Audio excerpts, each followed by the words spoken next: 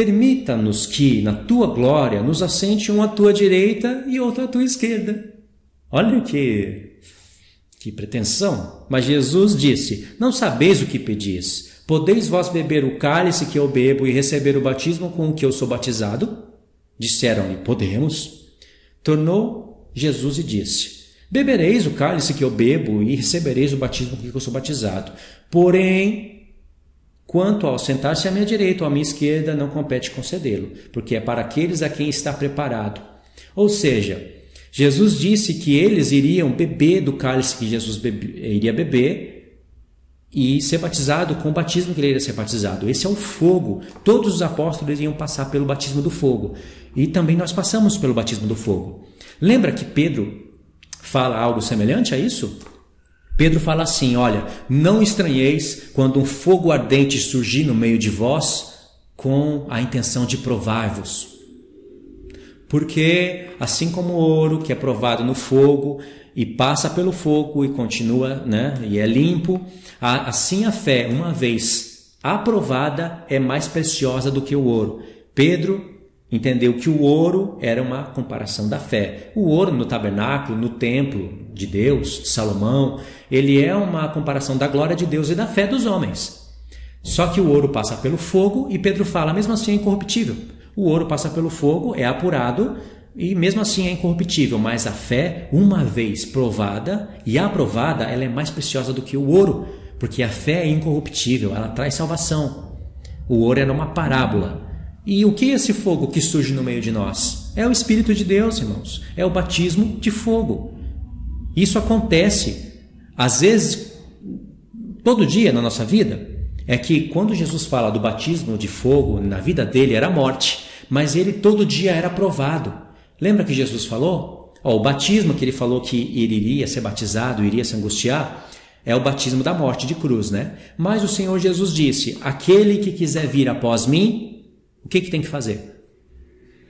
Uma vez por semana? Uma vez ao mês? De vez em quando? A cada dia. A cada dia. Não é solteiro e nem casado. Ele falou aquele. Pode ser solteiro, pode ser casado. Aquele que quiser vir após mim, a cada dia. Tome a sua cruz. A cada dia, negue-se a si mesmo. Tome a sua cruz e siga-me. Negar a si mesmo, luta contra a carne. Para que a cruz? A cruz é onde a gente crucifica, simbolicamente, A cruz é onde a gente crucifica tudo que é maldito. O Senhor Jesus foi pendurado numa cruz como maldito. Então a cruz é símbolo de onde você coloca o que não presta. O Senhor Jesus prestava, claro, mas ele se fez maldito por nós. O apóstolo Paulo fala: pela cruz de Cristo, eu estou crucificado para o mundo, mas o mundo está crucificado para mim. O que ele quer dizer com isso? Pela cruz de Cristo, o mundo me vê como maldito. O mundo quer me pôr na cruz, mas eu também ponho esse mundo na cruz, porque esse mundo é inimigo de Deus. Se alguém quiser se tornar amigo de Deus, tem que se tornar inimigo do mundo. Deus que criou o mundo, mas esse mundo jaz no maligno. Então, a cada dia você tem que negar a si mesmo, tomar a sua cruz e seguir o Senhor. E isso já é batismo com fogo. Entendeu? É claro que se a gente falhar, confessar os pecados, o Senhor Jesus está como sumo sacerdote à destra de Deus. Ele vai nos perdoar. Mas vai chegar um momento em que esse batismo do fogo vai custar a sua própria vida, principalmente no tempo do fim. Irmãos, acabei aqui essa folha. Agora, eu tenho mais aqui. Hebreus 6 com Efésios 4 e Efésios 2. E claro que não vai dar para fechar isso daqui antes de acabar a transmissão. Como é que a gente faz? Continua ou pode fazer essa live amanhã? Queria saber de vocês. Deu para matar as dúvidas aí? Deixa eu ver aqui alguma coisa. Eu já vi que tem pessoas que é contra o batismo nas águas, Eu acho, pelo que eu estou lendo aqui. Eu não sei se a pessoa viu o texto, mas se ela viu, então não preciso explicar nada, O próprio texto falou. Continua, irmão. Amanhã, mas posta depois no YouTube. Continua. Vamos continuar. Vamos lá, Hebreus 6. Ok, vamos continuar então. Vai ser bem rápido agora. Hebreus 6. Texto difícil. Presta atenção nessa leitura. Eu vou ensinar duas coisas aqui bem rápido. Por isso, pondo de parte os princípios elementares da doutrina de Cristo, deixemo-nos levar para o que é perfeito, não lançando de novo a base do arrependimento, de obras mortas e de fé em Deus, o ensino de batismos e da imposição de mãos, da ressurreição dos mortos e do juízo eterno, e isso faremos se Deus permitir. Tem muitas pessoas que interpretam isso daqui de maneira errada. Significa que não está entendendo o sentido da carta. O miolo da carta de Hebreus é aqui. Se você interpretar Hebreus 6, provavelmente você vai interpretar todo o conteúdo da carta de maneira correta, porque você vai estar entendendo o que está acontecendo no contexto no qual está escrito isso daqui. Olha só o que as pessoas interpretam. Por isso, pondo de parte os princípios elementares da doutrina de Cristo, deixamos-nos levar para o que é perfeito. Aí o que é perfeito aqui no texto cai em esquecimento. Ninguém sabe o que é perfeito. Aí eles dizem, não lançando de novo a base do arrependimento de obras mortas e de fé em Deus, ou seja, essas coisas do princípio, não vamos lançar de novo isso, vamos prosseguir porque é perfeito. O ensino de batismos, de imposição de mãos, da ressurreição dos mortos e do juízo eterno, isso são os princípios elementares, irmãos. Vamos prosseguir porque é perfeito. Irmãos, o que é perfeito então? Não tem aqui no texto o que é perfeito. Irmãos, pregar. A base do arrependimento é pregar o Filho de Deus. De obras mortas é aquelas leis que faziam da antiga aliança que não podiam mais dar vida a ninguém porque Jesus veio. E de fé em Deus. O ensino de batismos, isso é o que nós estamos estudando, é o que edifica a igreja. A imposição de mãos, da ressurreição dos mortos e do juízo eterno. Isso não é perfeito? Todas essas doutrinas aqui, esses 6 pontos que nós lemos, 6, vamos ver. Base do arrependimento, de obras mortas. 2, da fé em Deus. 3, ensino de batismos. 4, imposição de mãos. 5, ressurreição dos mortos. 6, do juízo eterno. Essas 6 coisas são tudo coisas perfeitas, coisas que tiram as pessoas da antiga aliança e levam para a nova, coisas que fazem os pecadores crer em Deus, pregar o juízo eterno. Você precisa entender o tribunal de Cristo e o trono branco. Como que essas coisas são princípios elementares da doutrina de Cristo? Essas coisas são coisas perfeitas, irmãos. Os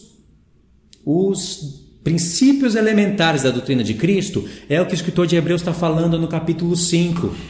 É o sumo sacerdote terrestre. Aquelas obras da antiga aliança. Lembra aqui, nesse ponto aqui, existe templo. Existem sacrifícios. Lê Hebreus 8. Em Hebreus 8, o escritor de Hebreus vai falar que todas aquelas coisas eram uma parábola para aquela época. Hebreus 9, quer dizer, porque eles fazem aquelas coisas como sombra das coisas futuras. Em Hebreus 8, o escritor de Hebreus vai mostrar que ainda existe o tabernáculo. Eles estavam fazendo, tabernáculo não, templo, né? Eles estavam fazendo aquelas coisas sem entender, mostrando que o caminho dos santos não estava aberto para eles. Em Hebreus 7, o escritor de Hebreus vai falar que a nova aliança é perfeita, assim como o Filho de Deus é constituído perfeito para sempre. E esses pontos que nós lemos aqui, esses 6 pontos, são pontos de perfeição. São pontos que edificam a igreja. Princípios elementares da doutrina de Cristo está no capítulo 5. É Cristo como sumo sacerdote da antiga aliança. Cristo, assim, eu digo a figura de Cristo, né? O sacerdócio levítico, que é imperfeito. Essas coisas têm que pôr de lado e eles têm que prosseguir para o que é perfeito. Eles haviam lançado mão dessas coisas. Por isso que o escritor de Hebreus fala, aqui, ó, no verso 4. É impossível, pois, que aquele que uma vez for iluminado, provaram do dom celestial e se tornaram participantes do Espírito Santo e provaram da boa palavra de Deus e dos poderes do mundo vindouro. Tem pessoas que não sabem aqui quais são os poderes do mundo vindouro. Os poderes do mundo vindouro são essas coisas que os apóstolos estavam fazendo. Olha, é impossível que as pessoas que provaram tudo isso e caíram, sim, é impossível outra vez renová-las para o arrependimento, visto que de novo estão crucificando para si mesmo o Filho de Deus e expondo a ignomínia. Aí ele vai falar aqui que deles o escritor esperava coisas excelentes, coisas que acompanham a salvação. Porque a terra que absorve a chuva, que frequentemente cai sobre ela e produz erva útil para aqueles por quem é também cultivada, recebe a bênção de Deus. Mas, se essa terra produz espinhos e abrolhos, é rejeitada e perto está da maldição, e o seu fim é ser queimada. Quanto a vós outros, todavia, ó amados, estamos persuadidos das coisas que são melhores e pertencentes à salvação. Quais são as coisas que são melhores e pertencentes à salvação? Imposição de mãos, pregar a salvação, a fé, o juízo, a ressurreição, entendeu? Então, o escritor de Hebreus falou doutrina de batismos. Por quê? Porque ele sabe que primeiro é o... alguma coisa aconteceu aqui.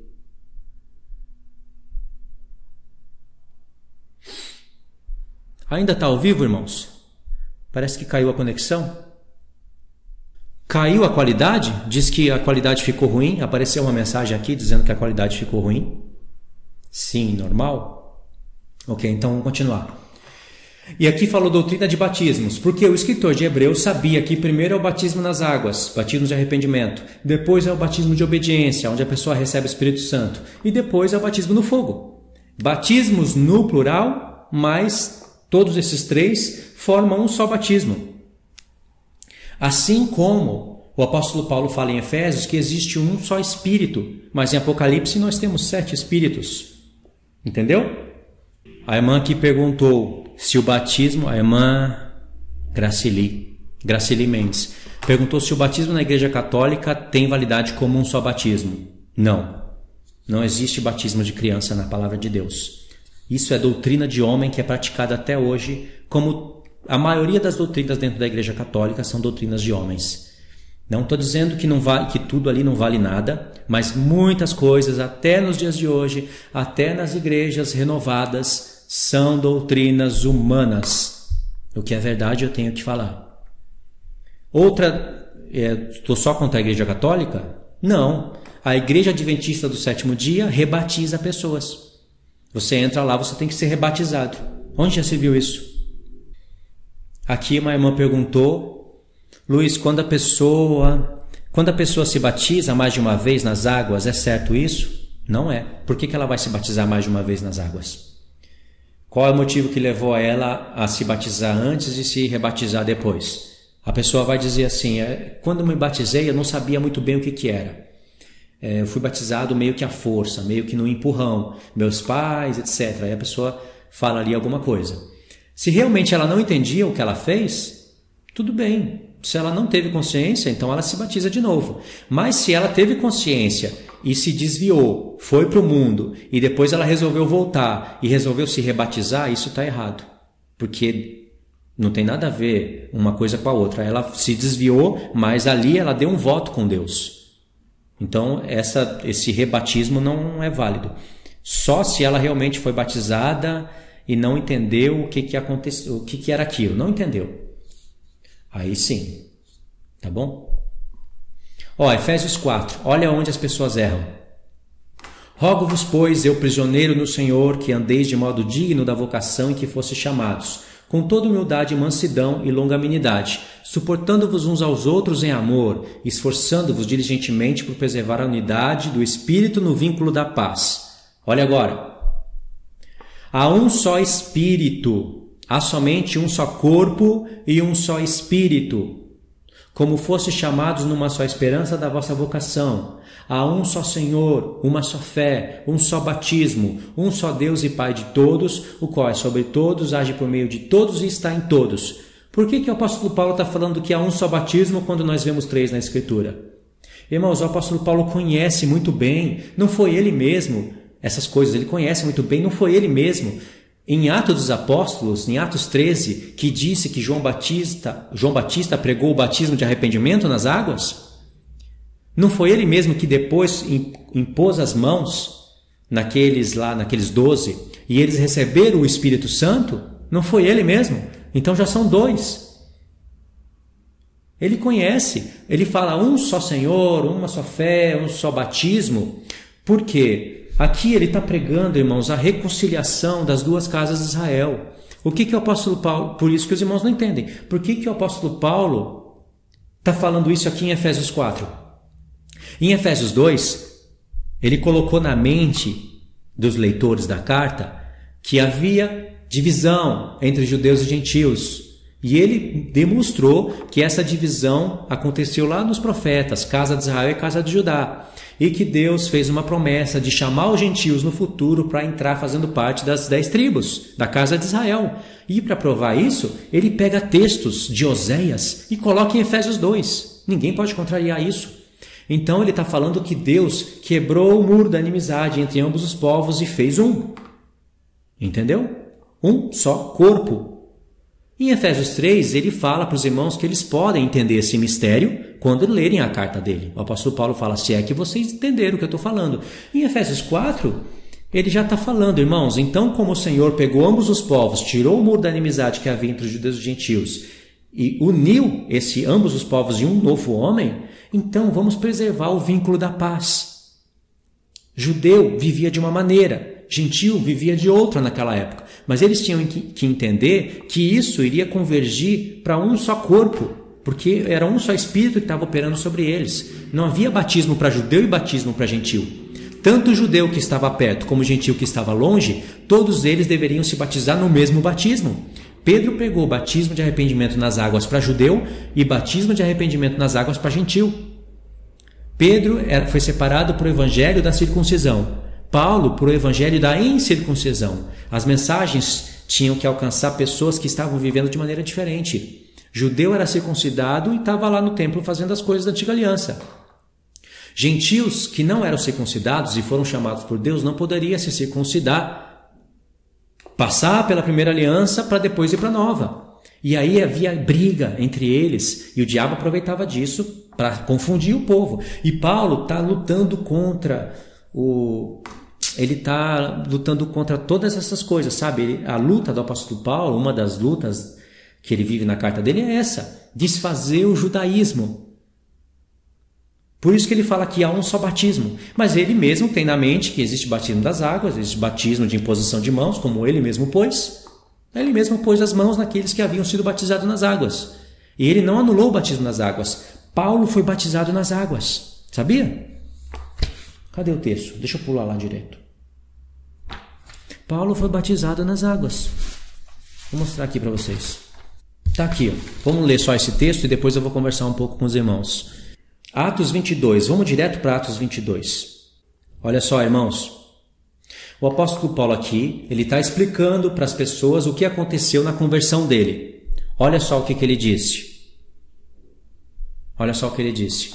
Um homem chamado Ananias, piedoso conforme a lei, tendo bom testemunho de todos os judeus que ali moravam, veio procurar-me e, pondo-se junto a mim, disse: Saulo, irmão, recebe novamente a vista. Nessa mesma hora, Paulo contando, nessa mesma hora, recobrei a vista e olhei para ele. E então ele me disse: o Deus de nossos pais de antemão te escolheu para conheceres a sua vontade, veres o justo e ouvires a voz da sua própria boca, porque terás de ser a sua testemunha diante de todos os homens das coisas que tem visto e ouvido. E agora, por que te demoras? Levanta-te, recebe o batismo e lava os teus pecados, invocando o nome dele. Olha aí o apóstolo Paulo dizendo que a instrução dele, logo quando caiu as escamas dos olhos, e era o terceiro dia, apontava para a ressurreição de Cristo. No terceiro dia, apontava para a ressurreição de Cristo.